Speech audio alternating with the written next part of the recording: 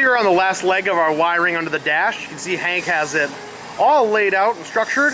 A lot of loose wires and just general, we'll call it dangerous wiring. Things that we're going to ask for shorts and things we're going to ask for fires and things that we don't like to see in wiring harnesses. So we have Hank here. He's our in-house wiring guru. Dig into it.